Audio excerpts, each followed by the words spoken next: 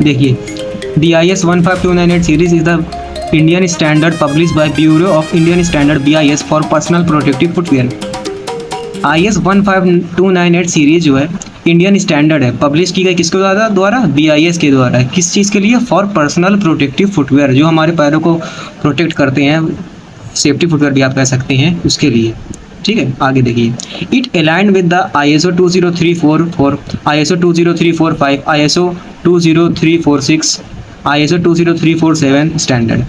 ठीक है, ये जो IS 15298 सीरीज़ है, मतलब अलाइन करती इसी के जैसे ही होती है जो ISO इंटरनेशनल लेवल के स्टैंडर्ड होते हैं 20344, 45, 46, 47 के, वो हम आगे चल के बात करेंगे इनके बारे में भी। The series is divided into different parts based on the type of footwear and testing requirement. ये सीरीज डिवाइड की गई है डिफरेंट पार्ट्स में, किसके बेस पर? On the different types of footwear and testing requirement. चलिए बात करते हैं सबसे पहले IS 15298 पार्ट 1। IS 15298 पार्ट 1 किसके लिए यूज़ होता है? Test methods for footwear. Basically जब भी सेफ्टी फुटवेयर हमें टेस्टिंग कराना होता है या सर्टिफिकेशन के लिए कंप्लायंस पे देना होता है, तो IS 15298 पार्ट 1 के ही रिगार्डिंग कराया जाता है। ठीक है, आगे चलिए देखते हैं। Corresponds to ISO 20344 2021। ये डायरेक्टली इंटरनेशनल स्टैंडर्ड 20344 2021 को ही करेस्पॉन्ड करता है। बेसिकली उसी के ही ऐसा होता है, सिमिलरली वैसा ही होता है, लेकिन ये IS है, BIS के द्वारा इंडियन में किया गया है। Describes how safety issue is tested rather than specifying performance requirements. इसका मेन काम होता है how safety issue is tested, किस तरह से हमारा सेफ्टी इशू टेस्ट हो रहा है, rather than specifying performance requirement, ना कि उसकी परफॉर्मेंस या रिक्वायरमेंट को दिखाते हुए। ठीक है, हमें इसमें केवल ये मालूम करना होता है सेफ्टी इशू किस तरह से टेस्ट हो रहा है। ठीक है, इट इंक्लूड्स टेस्ट मेथड। अब इसमें कौन कौन से टेस्ट आते हैं उसको चलिए जानते हैं। सबसे पहला टेस्ट मेथड है हमारा टोकैप इम्पैक्ट रेजिस्टेंस। हमारी टोकैप का जो इम्पैक्ट रेजिस्टेंस टेस्ट होता है, लैब में आपने देखा होगा टोकैप के ऊपर 20 kg या 50 kg का वेट डाला जाता है, टोकैप उसको विथस्टैंड कर सकती है या नहीं। अगला टेस्ट होता है कंप्रेशन रेजिस्टेंट टेस्ट। कंप्रेशन उसका टोकैप रजिस्ट कर पा रही है या नहीं कर पा रही। आगे चलिए देखते हैं। Slip resistance test, sole adhesion, water penetration and absorption, flex resistance, abrasion resistant, chemical and oil resistance, electrical properties. इस तरह के टेस्ट इसमें किए जाते हैं। ठीक है, IS 15298 part 1 doesn't specify pass fail performance value for the toecap strength. Means simply यही है कि IS 15298 पार्ट 1 ये स्पेसिफाई नहीं करता है कि टोकैप की स्ट्रेंथ पास हुई है या फेल हुई है। It only specified the test method use to evaluate protective footwear. ये केवल यही स्पेसिफाई करता है कि हमारा प्रोटेक्टिव फुटवेयर है वो टेस्ट मेथड को BIS के स्टैंडर्ड के रिगार्डिंग कंप्लायंस के अकॉर्डिंग फॉलो कर रहा है या नहीं कर रहा है, ओनली फॉर टेस्ट मेथड। ठीक है, इसका मेन यूज़ यही है। इसके अलावा कहीं पर भी इसका कोई ऐसा यूज़ नहीं होता इंडस्ट्री में या ज़्यादा एक्सपोर्ट हाउसेस में आप चाहें कि IS 15298 के पार्ट 1 के रिगार्डिंग सेफ्टी इशूज़ बाहर हमसे मांग रहा है। नहीं, ऐसा नहीं होता है। बाकी आगे चल के हम डिस्कस करते हैं पार्ट 2 के बारे में। ठीक है फ्रेंड्स, अब देखिए नेक्स्ट चीज़ हमारे पास है IS 15298 पार्ट 2। देखिए कोई भी सेफ्टी इश्यूज़ पर अगर IS 15298 पार्ट 2 लिखा है तो इसका मतलब वो सेफ्टी फुटवेयर है। ठीक है, इसका चीज़ हमें बेसिकली ध्यान रखना होगा। हमने पहले पढ़ा था IS 15298 पार्ट 1, वहाँ पर लिखा था टेस्ट मेथड। इसका मतलब यही होता है कि पार्ट 1 पर है तो वो टेस्ट मेथड के लिए सेफ्टी फुटवेयर यूज़ हो रहा है। अब हमारा IS 15298 पार्ट 2 आ रहा है, ये बेसिकली कम्प्लीटली सेफ्टी इशूज़ है। ठीक है, आगे चल के पढ़ते हैं इसमें क्या है। Corresponds to ISO 20345 2021 modified, means equivalent है ये किसके? ISO 20345 2021 मॉडिफाइड वर्जन पे, जो इंटरनेशनल लेवल पर यूज़ होता है। अब इसमें देखिए आगे क्या क्या पॉइंट है। Cover safety issues with a protective toecap. अब जो सेफ्टी इशूज IS 15298 पार्ट 2 को कंप्लाई करता है उसके अंदर एक प्रोटेक्टिव टोकैप का होना बहुत ज़रूरी है। ये पॉइंट बहुत समझने वाला है। Cover safety issue with a protective toecap, उसके अंदर टोकैप होनी चाहिए और toecap must withstand 200 joule impact energy with 15 kilo newton compression load, और वो टो कैप जो यूज़ होगी इसमें 200 जूल इम्पैक्ट एनर्जी को रजिस्ट करनी चाहिए और 15 किलो न्यूटन कंप्रेशन लोड को विदस्टैंड करे। ठीक है, दो चीज़ें, पहली एक तो टो कैप होना चाहिए उसके अंदर, वो प्रोटेक्टिव फुटवेयर है उसके अंदर सेफ प्रोटेक्टिव टो कैप हो, और टो कैप 200 जूल एनर्जी को विदस्टैंड करे, झेले, और 15 किलो न्यूटन कंप्रेशन लोड को विदस्टैंड करे, इतने लोड को झेल जाए। और देखिए कुछ रिक्वायरमेंट्स है जो IS 15298 पार्ट 2 के अंदर होनी चाहिए। Specified mandatory and optional requirement such as, मतलब ये रिक्वायरमेंट्स कभी कभी मैंडेटरी हो जाती है या कभी ऑप्शनल रहती है, वो बेस्ड होता है बायर के ऊपर, वो किस तरह से मांग रहे हैं। ठीक है, स्लिप रेजिस्टेंस, स्लिप नहीं होना चाहिए हमारे फुटवेयर। पेनिट्रेशन रेजिस्टेंट मिडसोल, हमारा मिडसोल जो है स्टील का लगता है, उसको मिड प्लेट भी कहते हैं, वो रेजिस्ट करे किसको, नेल्स वगैरह और भी जितने भी नुकीले चीज़ें होते हैं उनसे हमारे पैर को बचाए। Fuel and oil resistant sole, fuel oil से रेजिस्ट करने वाले सोल यूज़ होने चाहिए। एंटी स्टैटिक प्रॉपर्टीज़ होनी चाहिए, मतलब जो कस्टमर उसको पहने उसको करंट वगैरह ना लगे। Energy absorption in heel part पे हमारे सेफ्टी शूज़ में एनर्जी एब्जॉर्प्शन यानी शॉक एब्जॉर्प्शन होना चाहिए कि थोड़ा दबे, जिससे कि पैरों को आराम मिले। वाटर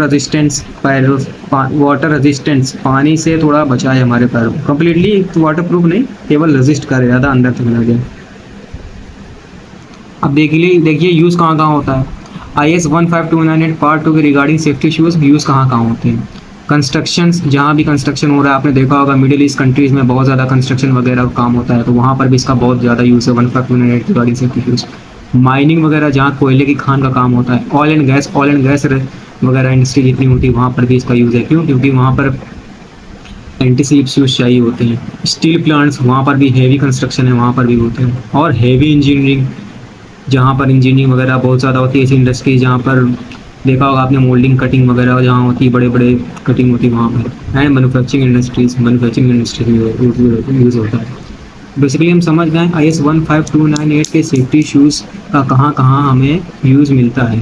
ठीक है, चलिए अब हम बात करने वाले हैं IS 15298 पार्ट 3। अब IS 15298 पार्ट 3 फुटवेयर जितने भी होंगे उन्हें हम क्या कहेंगे, प्रोटेक्टिव फुटवेयर। पार्ट 2 में हमने क्या पढ़ा था, वो सेफ्टी फुटवेयर थे। अब ये क्या है, पार्ट 3 वाले प्रोटेक्टिव फुटवेयर। इस चीज़ का हमें बहुत ध्यान रखना है। चलिए बढ़ते हैं आगे।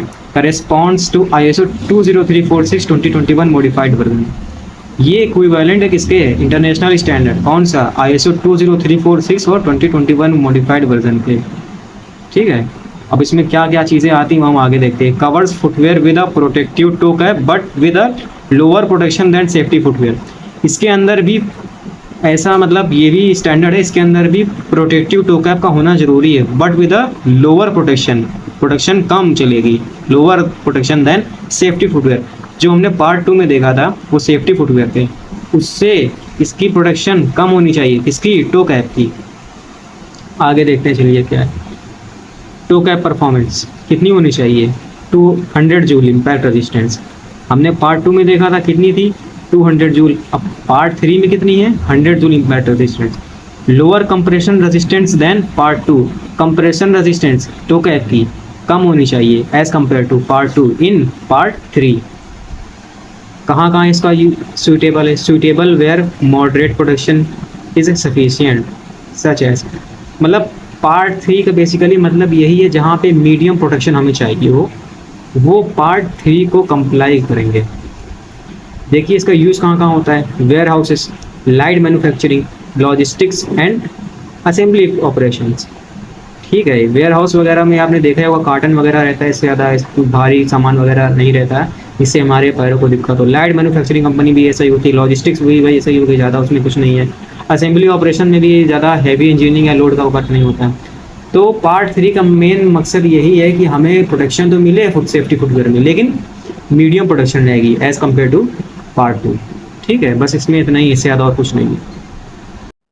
चलिए देखते हैं IS 15298 part 4। IS 15298 part 4 is a type of occupational footwear. एक तरह का ऑक्यूपेशनल फुटवेयर है ये, नॉर्मल मतलब जहाँ पे बिल्कुल सेफ्टी ना के बराबर रहती है, नॉर्मल रहती है। ठीक है, क्या क्या इसमें आगे है हम लोग देखते हैं। Corresponds to ISO 20347, international standard जो है हमारा है ISO 20347, उसी के इक्वल होता है ये। Intended for work places where no protective toe cap is required, जैसा कि मैंने बताया था, ये देखिए no protective toe cap is required. अगर कोई भी सेफ्टी शूज़ IS 15298 पार्ट 4 को फॉलो करता है तो उसके अंदर कोई भी टू कैप नहीं होनी चाहिए। और इसका कहाँ कहाँ पर ये फोकस करता है, इसमें किस चीज़ का मतलब मेन फीचर है, इसमें क्या होना ज़रूरी है, स्लिप रेजिस्टेंस होना चाहिए फुटवेयर, कंफर्ट अच्छा देना चाहिए, डिज़ाइन उसकी बेस्ट होनी चाहिए, ergonomic design, heel energy of absorption, मतलब हील पार्ट में हमारा शूज़ अच्छे से शॉक को एब्जॉर्ब करे, पैरों में कोई तकलीफ ना हो। सोल ड्यूरेबिलिटी, सोल ड्यूरेबल होना चाहिए। Water resistance depending on model, water resistance भी होना चाहिए, वो मॉडल पे डिपेंड करता है, अगर मॉडल में है तो फिर होना चाहिए, नहीं तो मैंडेटरी नहीं है। और यूज्ड इसका कहाँ कहाँ है, देखिए कॉमनली यूज्ड इन हॉस्पिटल्स में, होटल्स में, food processing, laboratories, house keeping, office and service industries. अब आप समझ ही गए होंगे कि इस टाइप IS 15298 पार्ट 4 बेसिकली बहुत normal types of safety shoes है, वहाँ जहाँ पर यूज़ होता है, जहाँ पे ना के बराबर सेफ्टी की हमें ज़रूरत होती है। हॉस्पिटल्स में आप जानते हैं ऐसा कुछ नहीं, होटल वगैरह में, फूड प्रोसेसिंग या लैब में, ठीक है। बेसिकली पार्ट 4 में हमारा यही कहता है कि हमारा सेफ्टी शूज़ जो भी हो उसमें टो कैप की रिक्वायरमेंट ना हो, मिड प्लेट वगैरह ना लगी हो, और लेकिन फिर भी वो कैटेगरी के अंदर BIS ने ऐसा बना दिया है कि वो सेफ्टी की कैटेगरी के अंदर ही आएगा। सबसे लास्ट चीज़ देखिए, अब हम समरी की बात करते हैं।